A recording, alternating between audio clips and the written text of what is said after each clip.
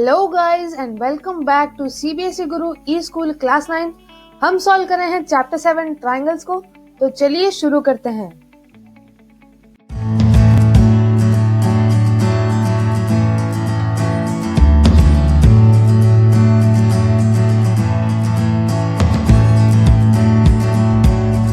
So guys, last class में हमने solve किया था क्वेश्चन 3 ऑफ एक्सरसाइज 7.1 और उसका डिटेल्ड डिस्कशन सॉल्यूशन के साथ देखा था।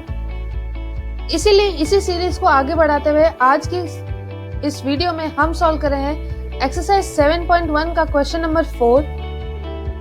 तो चलिए वीडियो को शुरू करते हैं।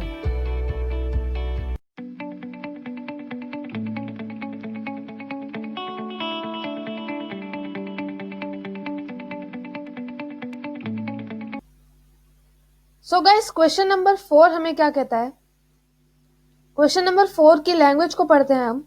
L and M are two parallel lines intersected by another pair of parallel lines P and Q. Figure 7.19 according to the NCERT textbook. Show that triangle ABC is equal to triangle CDA. But इस question में क्या कहना चाहता है उसको हम तब समझ पाएंगे जब हम इस क्वेश्चन के साथ दिए हुए डायग्राम को हम देखेंगे। डायग्राम को देखने के बाद क्वेश्चन को अगर हम याद करें तो हमें पता चलता है कि हमें कहा जा रहा है कि हमारे पास दो लाइन है L और M जो कि पैरेलल लाइंस है, जिसका मतलब हमारे पास जो AD है वो पार्ट है लाइन L का और जो BC है वो पार्ट है लाइन M का। तो AD और BC पैरेलल हुए क्योंकि L और M पैरेलल है। दूसरी चीज कही जा रही है कि AD और BC यानी कि जो लाइन L और लाइन M है वो इंटरसेक्ट कर जा रही है दो दूसरी पेयर ऑफ पैरेलल लाइन से P एंड Q, जिसकी मदद से हमें यह पता चलेगा कि AB जो कि पार्ट है लाइन P का इज पैरेलल टू DC जो कि पार्ट है लाइन Q का, जिसका मतलब है ABCD हमें एक पैरेललोग्राम मिल जाता है। अब हमें आगे कहा जा रहा है कि प्रूव करिए triangle ABC is congruent to triangle ADC, यानी कि AC को ज्वाइंट कर दिया तो हमें दो ट्राइंगल्स मिल गए। अब यहां पर हमें एक बात नोटिस करने में आती है कि अगर AB पैरेलल टू है DC के, AB is parallel to DC और हमने AC को ज्वाइंट कर दिया तो AB और DC पर AC एक ट्रांसवर्सल की तरह काम कर रही है।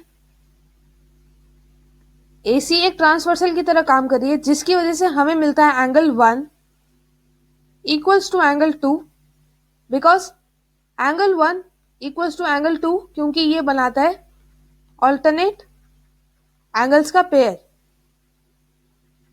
राइट। सिमिलरली हमें एक और चीज मिलती है, यानी कि एंगल 3 इक्वल्स टू एंगल 4 क्योंकि ये भी हमें मिलता है एक ऑल्टरनेट एंगल्स का पेयर। तो इतने सारे डेटा एक्सट्रैक्शन के बाद अगर हम सॉल्यूशन को लिखना शुरू करें तो हम क्या लिख पाएंगे सॉल्यूशन में। सॉल्यूशन को जैसा कि हमेशा हम करते हैं, हम शुरू करेंगे सॉल्यूशन को लिखना with all the given statements with us, यानी कि हम लिखेंगे given L parallel to M which implies AD parallel to BC. Similarly, P parallel to Q which implies AB parallel to DC. Okay, इतनी चीज हमें कही जा रही है। अब हमारे पास आता है टू प्रूफ कि हमें प्रूव क्या करना है। टू प्रूफ में आता है कि triangle ABC is congruent to triangle ADC, right. अब किन्हीं भी दो ट्राइंगल्स को कॉन्ग्रुएंट प्रूव करने के लिए हमें 3 कंडीशंस चाहिए। 3 कंडीशंस ऐसी होनी चाहिए कि या तो उससे SAS कॉन्ग्रुएंस रूल प्रूव हो या ASA या AAS, क्योंकि अभी तक हम एक्सरसाइज 7.1 को सॉल्व कर रहे हैं। तो यहाँ पर हमें पता है, हमने ये डेटा एक्सट्रैक्शन किया है इन दोनों ट्राइंगल्स में और हम अगली स्लाइड पर इसको क्या कह सकते हैं, हम अगली स्लाइड पर लिख सकते हैं दैट, क्या लिख सकते हैं, we know, what do we know, AB is parallel to DC, ये क्या है, गिवन है, which implies angle 1 is equal to angle 2 and angle 3 is equal to angle 4. Pair of alternate interior angles. ये दोनों पेयर्स ऑल्टरनेट इंटीरियर एंगल्स के pairs है. अब इतना पता चलने के बाद क्या लिखेंगे हम? Therefore in triangle ADC and triangle ABC we have, what do we have? AC equals to AC, which is the common side. ये चीज है हमारे पास. सेकेंड चीज आती है हमारे पास angle 1 equals to angle 2. Reason pair of alternate interior angles. And angle 3 is equal to angle 4. ये तीन चीज आ गई हमारे पास. अब ये तीन चीज आ गई है अगर, तो उसकी मदद से हमें पता चल जाता है कि यहां पर हमें मिल गया है ए कॉन्ग्रुएंस रूल. तो इसके आगे हम क्या लिखेंगे? इसके आगे हम लिखेंगे, क्या लिखेंगे हम? Therefore